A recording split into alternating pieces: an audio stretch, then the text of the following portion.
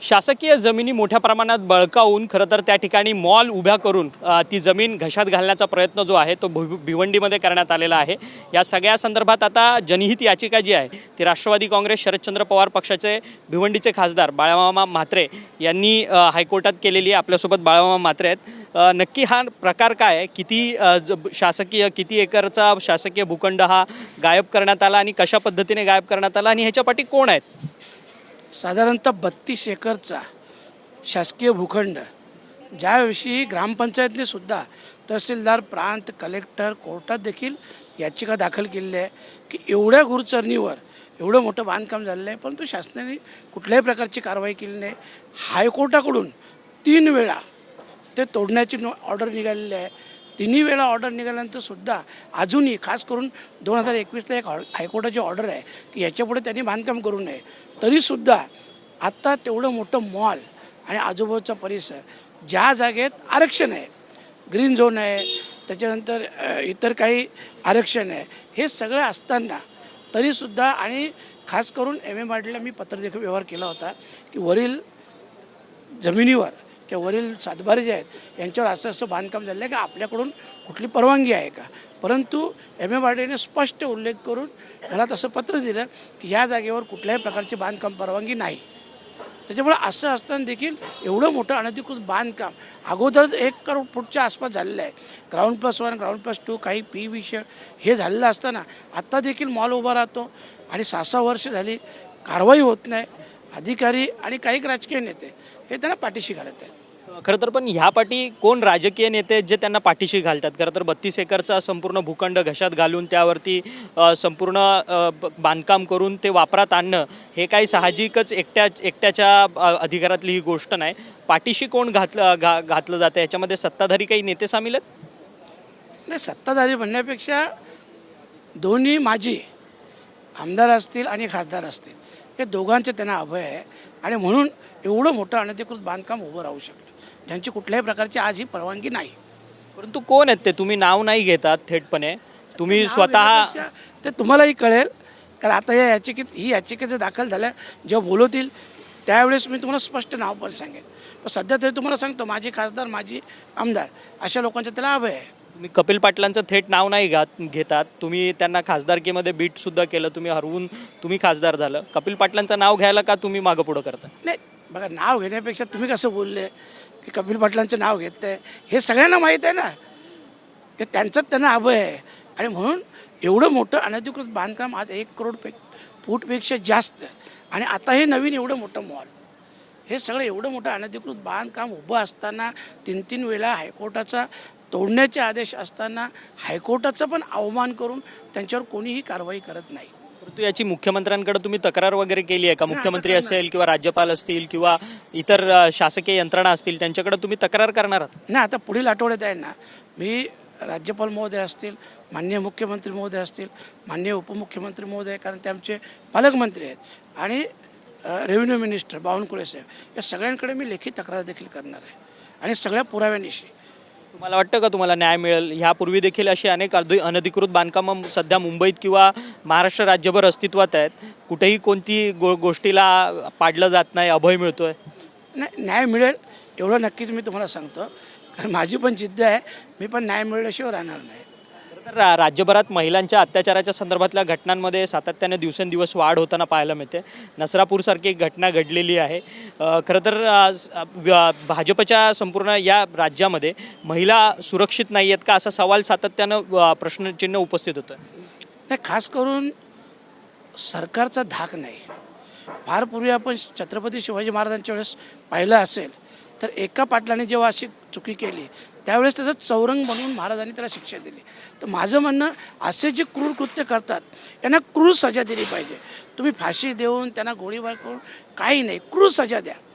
मग त्याला भर चौकात उभं करा, 1 दिवस त्यांचा हात मोडा, दुसऱ्या दिवशी पाय मोडा, परत त्याचा हात मोडा, परत दोन्ही पाय मोडा, त्याला राहू दे ना विवळत 15 दिवस, अशी क्रूर हत्या करा। अरे कायद्यात बसत नसेल तर बसवा, कारण आत्ता कायद्याचा धाक राहिला नाही, हा धाक असायला पाहिजे। हा धाक ज्या दिवशी येईल ना त्या दिवशी कोणी हिंमत नाही करणार, लक्षात ठेवा। आपण जातो ना बाहेर दुबईला वगैरे, बघत नाही का 0% क्राईम कुठून येतो? आज किती धाक आहे हो सौदी विधीला लोकांकडं। किती लोकांना धाक आहे का असं आपण वागलो तर अशा प्रकारची शिक्षा होईल.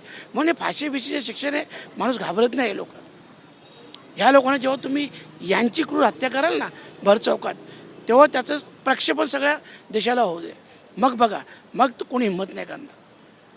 खरं तर पण शक्ती कायदा अस्तित्वात आला पाहिजे अशा पद्धतीची सातत्यानं मागणी केली जाते. अद्याप देखील शक्ती कायदा अस्तित्वात नाही.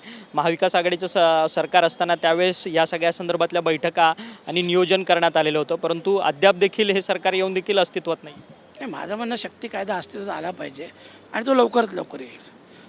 आम्ही येत्या पावसाळी अधिवेशनात सरकारकडे मागणी देखील करू की जसं तुम्ही आत्ताचं जे 3 दिवसाचं अधिवेशन स्पेशल बोललं होतं तसं अधिवेशन बोलवा ना.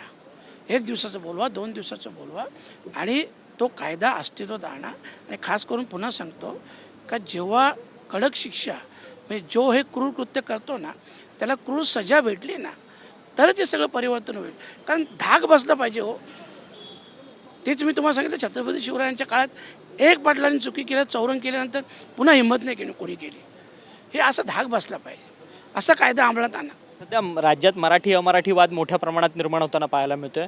28 जूनला खरं तर आता सगळ्या महाराष्ट्रातल्या अधिकाऱ्यांना हिंदी सक्तीकरण करण्यात आलेलं आहे आणि त्या संदर्भातला परीक्षासुद्धा होणार आहे असं समजतंय. या सगळ्या संदर्भातल्या काय प्रतिक्रिया आहे? खरं तर मराठी अमराठी हा वाद राज्यात वाढतोय.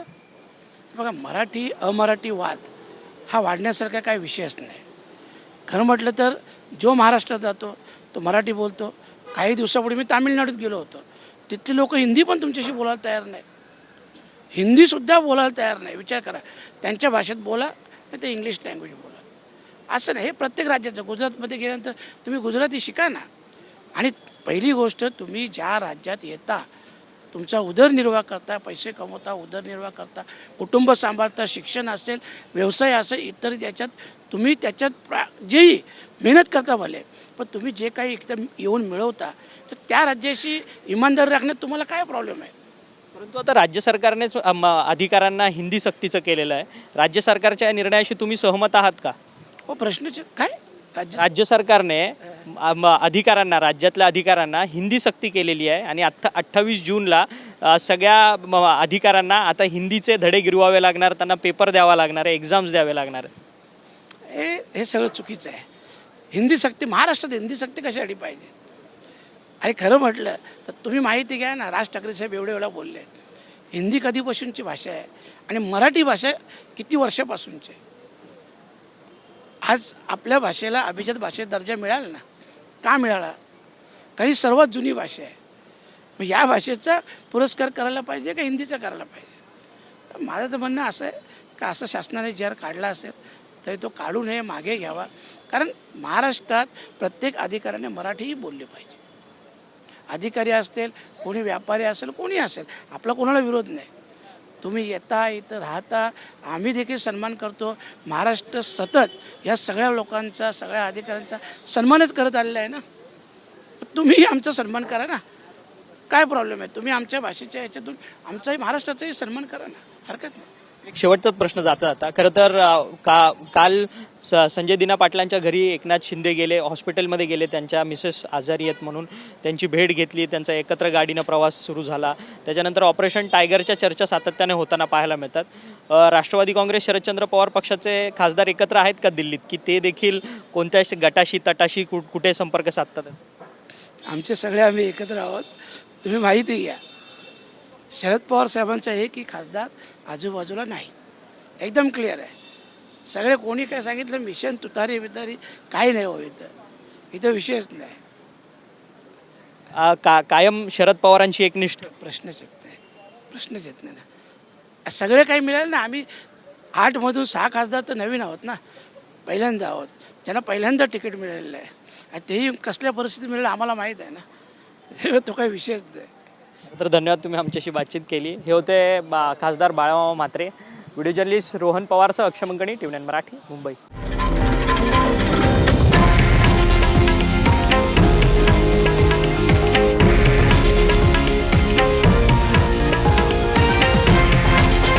हे आहे देशातील नंबर 1 न्यूज नेटवर्क आणि आपण पाहत आहात TV9 मराठी, एकमेव.